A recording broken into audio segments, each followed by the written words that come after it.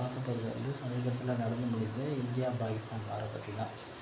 இந்த வாரில் நம்ம என்ன முக்கியமாக பார்க்க போகிறோம் அப்படின்னா, நமது பாரத பிரதமர் திரு நரேந்திர மோடி அவர்கள் 2014 பதவியேற்றத்துக்கு பிறகு கடந்த ஒரு 11 வருஷங்களில் இந்தியா எந்த அளவுக்கு சுயசார்புள்ள முன்னேற்றம் அடைஞ்சிருக்கு, அசுர வளர்ச்சி அடைஞ்சிருக்கு, மேக் இன் இந்தியா அப்படின்ற அந்த திட்டத்தில் எப்படி அசுர வளர்ச்சி அடைஞ்சிருக்கு அப்படின்றத ஜஸ்ட் ஒரு ஷார்ட்டாக பார்ப்போம்.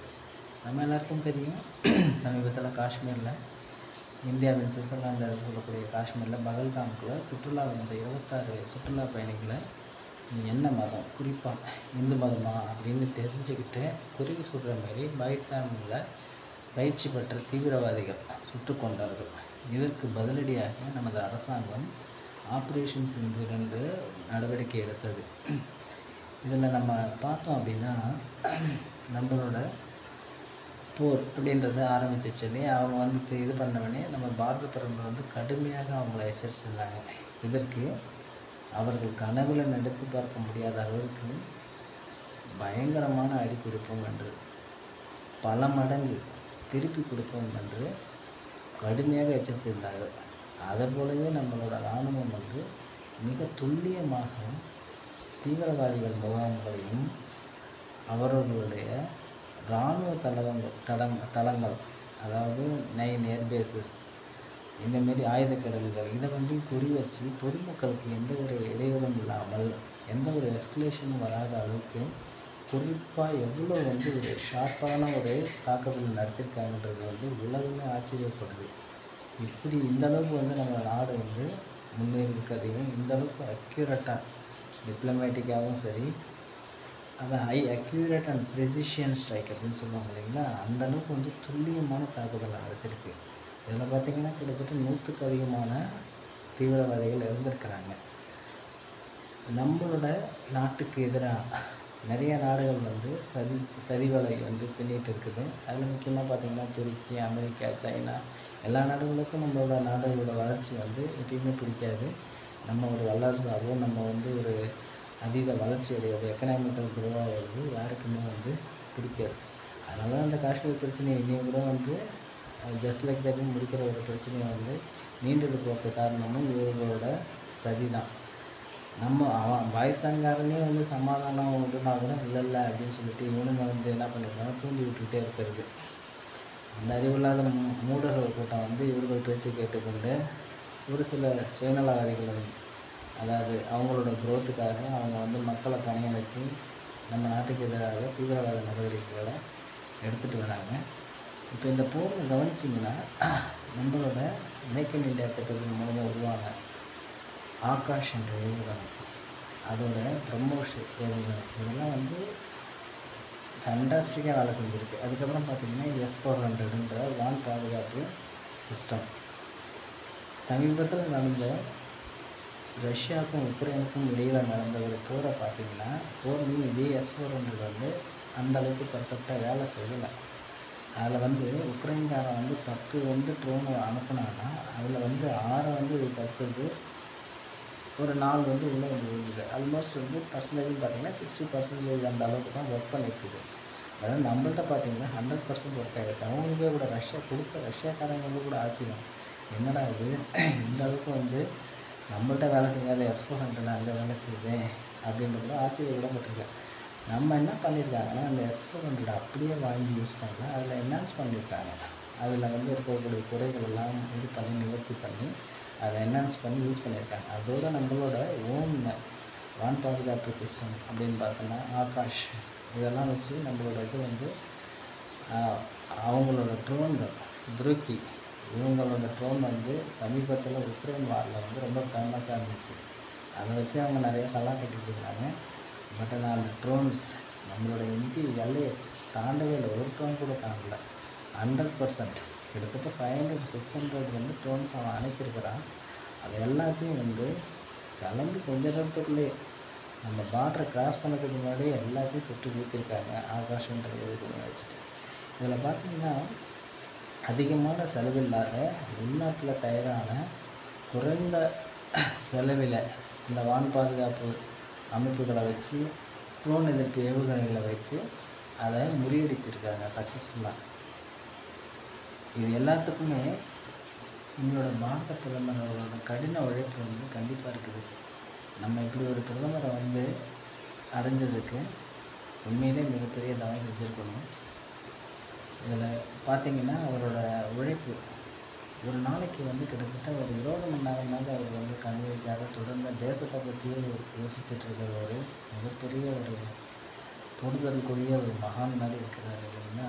அவர் வந்து தீர்க்க தரிசனமாக நம்ம நாட்டை முன்னேற்றம்ன்ற ஒரே குறிக்கோளோட இந்த சுயசார்பு. ஏன்னா இப்போ இந்த ஆயுத வியாபாரன்றது வந்து எல்லாருக்குமே தெரியும், மிகப்பெரிய லாபி. மருந்து எப்படி மருந்து அதாவது மெடிசன் லாபின்னு இருக்கிறது ஆயுத வியாபாரன்றது மிகப்பெரிய லாபி. ஸோ இந்த போர் வந்து 3 நாளில் முடிஞ்சதுக்கு முக்கியமான காரணம் வந்து இந்த ஆயுத லாபி தான். எப்படி சொல்கிறேன் அப்படின்னா, இதில் வந்து ஆக்சுவலாக ஒரு நாட்டுக்கும் இன்னொரு நாட்டுக்கும் வந்து போரை வந்து உருவாக்கி அந்த போரில் தன்னோட தளவாடங்களை பரிசோதிக்கிறது அமெரிக்காவோட வாடிக்கையாக இருந்தது. பார்த்திங்கன்னா அவன் நேரடியாக அந்த போரில் ஒரு சில போரில் தான் ஈடுபட்டிருப்பான். இதுலேயே பார்த்திங்கன்னா வியட்நாம் போரில் 2 லட்சம் அவங்களோட சோல்ஜர்ஸ் அவங்க இழந்திருக்கிறாங்க. கடைசியாக தோல்வியில் தான் வெளியேறினாங்க. மற்றபடி பார்த்திங்கன்னா பெருசாக வந்து அவங்க வந்து எந்த நாட்டுக்குள்ளேயும் வந்து நேரடி போரில் தான் ஈடுபட்ட மாதிரி இருக்காது. இந்த நேரடி போர்னு சொல்கிறது வந்து மிகப்பெரிய ஆயுத பலமுள்ள நாடுகள். இது குறிப்பாக வந்து ரஷ்யாட்டெல்லாம் வந்து நேரடியாக மோத மாட்டாங்க. சைனாக்கிட்டலாம் அவங்க நேரடியாக மோதினதில்லை. ஏன் இந்தியாவுக்குள்ள கூட அவங்க நேரடியாக மோதினதில்லை. அவங்க என்ன பண்ணுவாங்கன்னா, பக்கத்தில் இருக்கிற ஒரு நாடை தூண்டி விட்டு அவங்க 2 பேருக்கும் சண்டை போட விட்டு அதில் வந்து என்ன பண்ணுவாங்க, குளிர் காஞ்சிக்கிட்டு ஆயுதங்களை வந்து சப்ளை பண்ணுவாங்க. அவங்க ஏதாவது புதுசு ஆயுதங்கள் ஏதாவது தயாரிச்சிருந்தாங்கன்னா கொடுத்து அதை டெஸ்ட் பண்ணி பார்ப்பாங்க. இது வந்து ஒர்க் ஆகுதா, நல்லா ஒர்க் ஆகுதா இல்லையா அப்படின்ட்டு. நல்லா ஒர்க் ஆகிற ஒரு பட்சத்தில் வந்து அதையே வந்து என்ன பண்ணுவாங்க, எல்லா நாடுகளுக்கும் விற்கிறாங்க. இதையே தான் பார்த்துட்டு இருந்தாங்க. இது மூலமாக நிறையா வருமானங்கள் அவங்களுக்கு வந்து பில்லியன்ஸ் கணக்கான வருமானங்கள் வருது டாலர்ஸில். ஸோ அப்போ அதோட கரன்சி வேல்யூ வந்து இன்க்ரீஸ் ஆகுதுன்னா அவன் டாலர்ஸ் அதிகமாக அச்சடித்து போயிட்டுருக்குறான். அது ஒரு மாய பொருளாதாரம், அவங்களோட பொருளாதாரன்றது. இப்படி போயிட்டுருக்க இந்த ஒரு இதில் தான் வந்து இந்த லாபியை வந்து இந்த போர் வந்து ஆக்சுவலாக உடைச்சிடுச்சு. ஏன்னா அவங்களோட அந்த எந்த ஆயுதமும் வந்து ஒர்க் ஆகலை.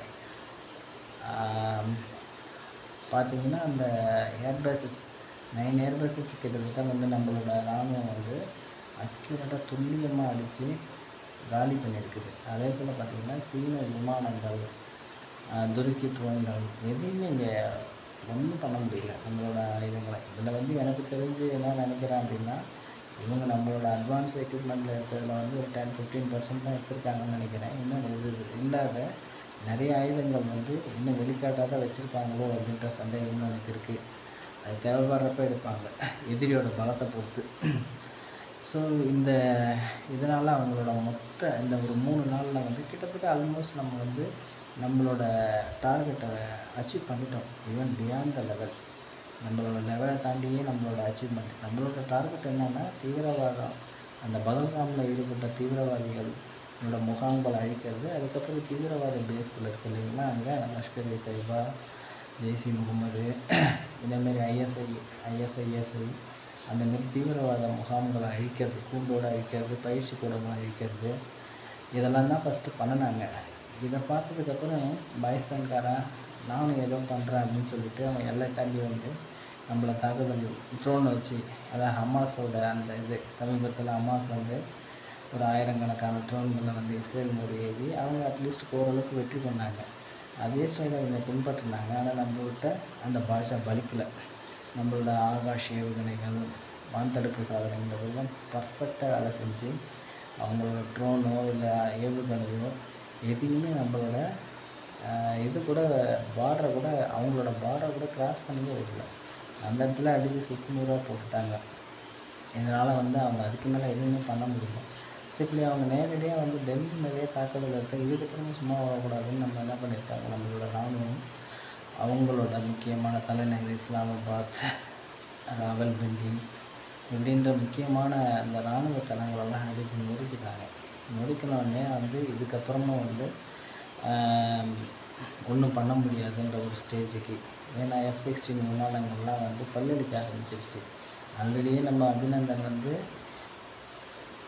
விமானங்களில் கடந்த வந்து போரில் வந்து சாதாரண விமானங்களை வச்சு சுட்டார் இல்லைங்களா, சுட்டு பசுமாக்கிட்டார்.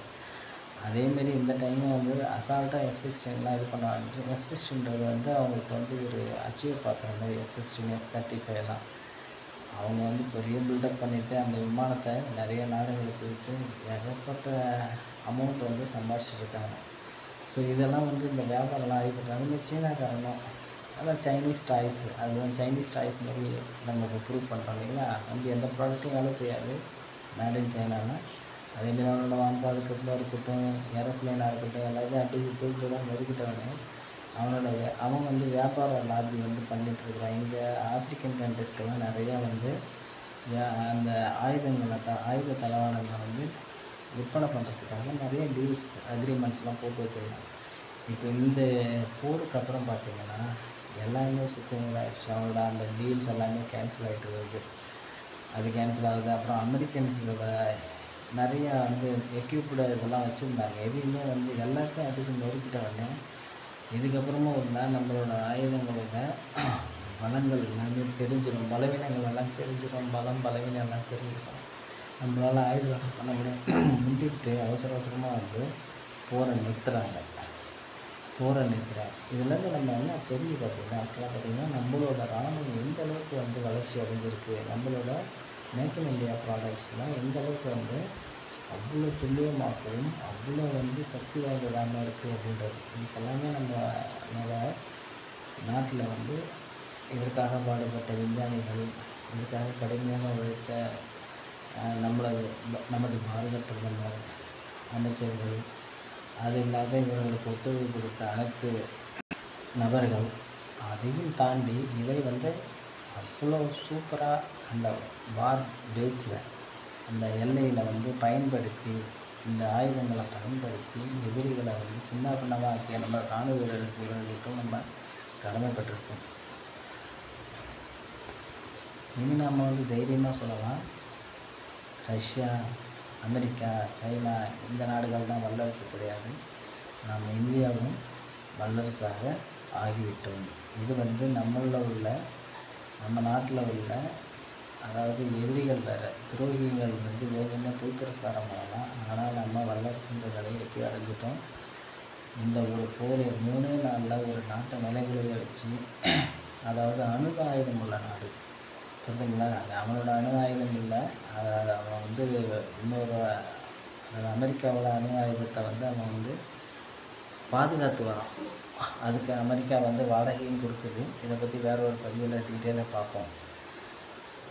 இப்போதைக்கு அவன்கிட்ட அணு ஆயுதம் இருக்குது இல்லையா, அந்த அணு ஆயுதம் உள்ள நாடை இன்னொரு அணு ஆயுதம் உள்ள நாடு நாம் பாரதம் எப்படி வந்து அசால்ட்டாக எதிர்கொண்டு லெஃப்ட் ஹேண்டில் டீல் பண்ணிச்சு அப்படின்னு பார்த்து இந்த உலகமே மிரண்டு போயிருக்குது.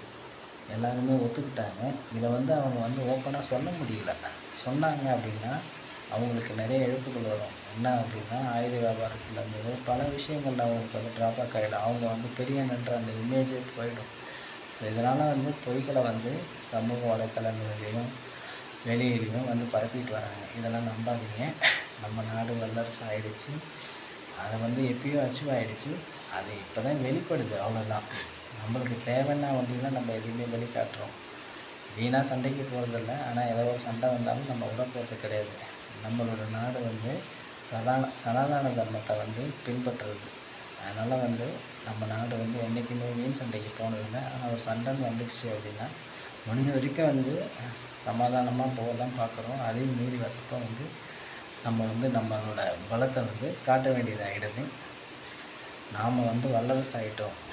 அதனால் வந்து நம்ம எல்லோரும் இதை பெருமையாக சொல்லுவோம். இதற்கு காரணமான நமது